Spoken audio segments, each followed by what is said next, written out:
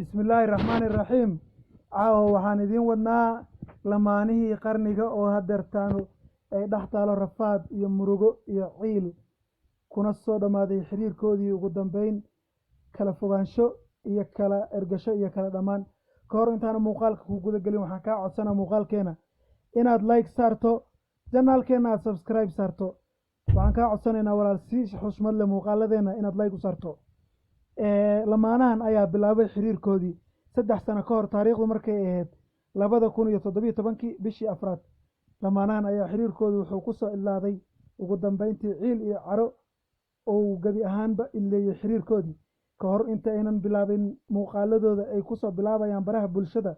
halka YouTube-ka iyo meelaha la mid ah waxay horay lamaano ugu ahaayeen nolosha in ka badan muddo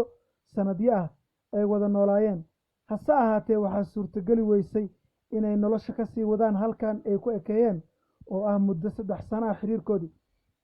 waxaase suurto gashay inay ugu dambeyn kala fogaadaan ama kala dheeraadaan oo calafku ku soo dhamaada meeshaas laakiin waxaan muuqaalkan idinkugu la wadaagaynaa caawa oo naga qabatay inaan idinkugu sheegno taariikhda dhabta iyo lamaanahan waxay lamaanahani ku midoobeen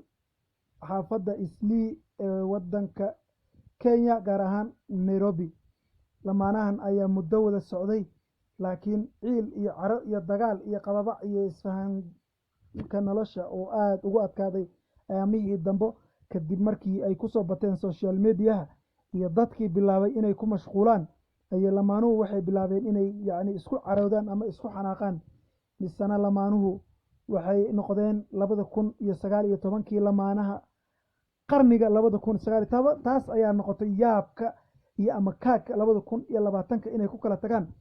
2019 ayaa waxay noqdeen markii aan dib u milicsanay lamaanihii ugu mataqaana quruxda badnaay Soomaali ee mudnaay ku dayashada laakiin waxay noqon weysay suurtagal inay lamaanahani sii wadaan nolosha oo cilad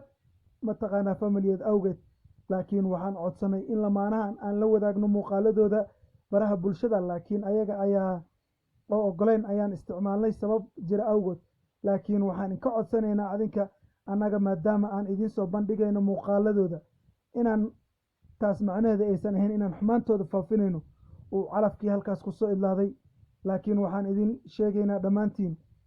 in tan oo kale ay dhici karto mar walba oo la doonayo inaad boqolaal mar ka feejignaataan hase ahaatee lamaanaha maadaama ay kala tageen taas macnaheeda maaha inay weli kala caraysan yihiin oo waa dad walaalo ah nasiibka iyo calafka ayaa kala waday laakiin waxay go'aamiyeen inay waqti walba wada xiriiraan oo waqti walba ay wada noqdaan dad lamaanaha oo weli walaaltinimadu ay ku weyn tahay hase ahaatee adinka ayaa waxaa nigala codsanayaa haddii aad ku aragtaan baraha bulshada midkood oo gooni u socda inaadan dhihinina hadalla xunxun mise aadan hadallo xunxun u qorinina oo aad horay uga socotaan maxaa yeelay dadkan ayaa ah dad nasiibku kala waday ee maaha dad xanaaq iyo ciil iyo caro ku kala tagay haddii muuqaalkan uu ku soo gaaray waxaan kaa codsanaynaa muuqaaladeena inaad like noo saarto noona share garayso muuqaalka la wadaagta asxaabtaada